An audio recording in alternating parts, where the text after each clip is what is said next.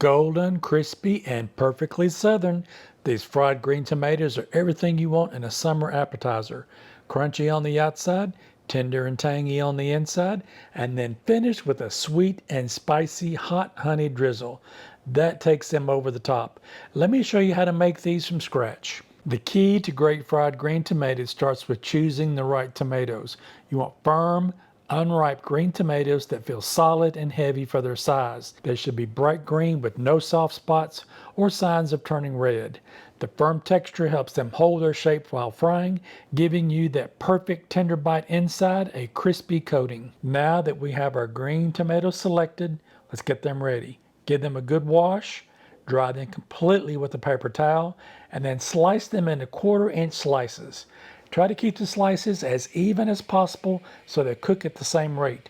These firm green tomatoes are going to give us classic fried green texture, crispy on the outside and tender in the middle. If you have a slice from the stem end, you may notice a tougher core at the center.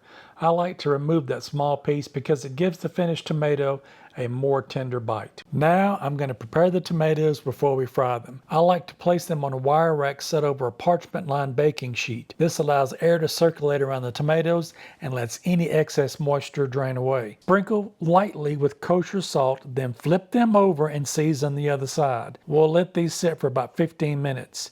That salt's going to draw out extra moisture from the tomatoes, which will help us get that crispy, golden coating instead of a soggy crust. While the tomatoes are resting, let's prepare our first dredging station. Start with a 1/2 cup or 60 grams of all-purpose flour. Add a 1/2 teaspoon or 3 grams of kosher salt. Next, add a 1/2 teaspoon or 1 gram of freshly ground black pepper. And for a little smoky flavor, add a 1/2 teaspoon or 1 gram of smoked paprika. And finish it with a 1/4 teaspoon or 1 gram of garlic powder. Give everything a good whisk to evenly combine all those seasonings. For the second part of my dredging station, I'm making a simple egg wash.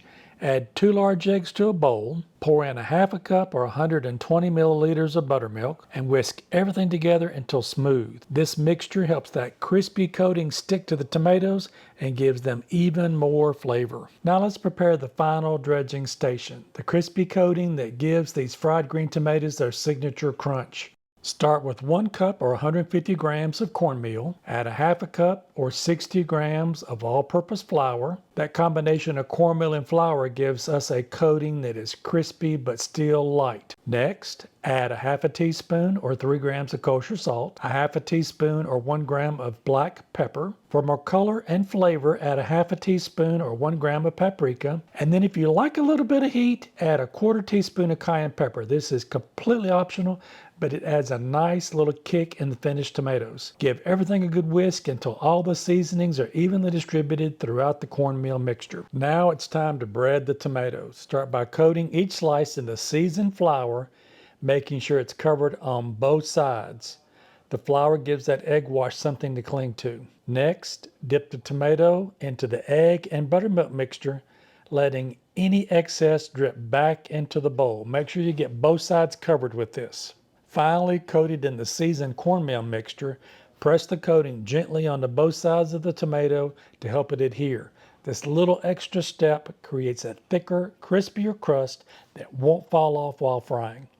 As each tomato is breaded, place it back onto the wire rack and let it rest for about 5 to 10 minutes before frying. Resting gives the coating time to set, helping it stay firmly attached and giving you a beautifully crispy golden crust. While the breaded tomatoes are resting, let's make a quick hot honey drizzle to finish the dish. Start with a 1/4 cup or 60 milliliters of honey. Next, add about a 1/2 teaspoon of my homemade fermented hot sauce. You can use any hot sauce that you like. Then add a 1/2 tablespoon or about 7.5 milliliters of apple cider vinegar. Finish with a 1/2 teaspoon of smoked paprika. Mix everything together until it's smooth and well combined. Now comes my favorite part. Give it a taste. Every hot sauce is a little different, so this is where you can adjust the flavors to suit your taste. I decided to add another 1/2 tablespoon of apple cider vinegar, the remaining 1/2 teaspoon of my smoked paprika, and another splash of hot sauce. The result is a drizzle that's sweet from the honey, smoky from the paprika, tangy from the vinegar, and finishes with just the right amount of heat. Now it's time to fry the tomatoes.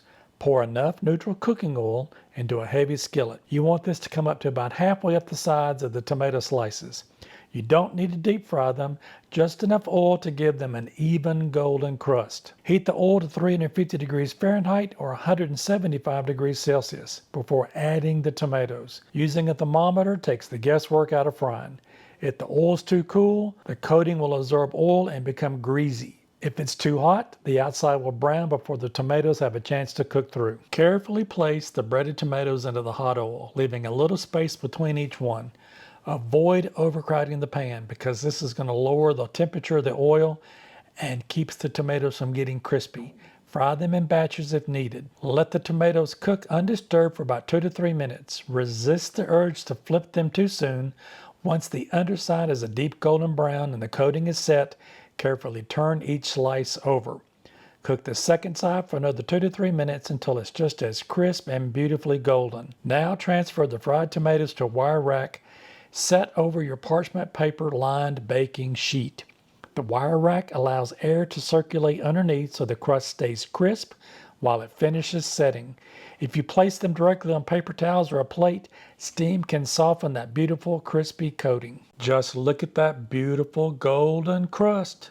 These tomatoes are perfectly crisp on the outside while staying tender and tangy in the center.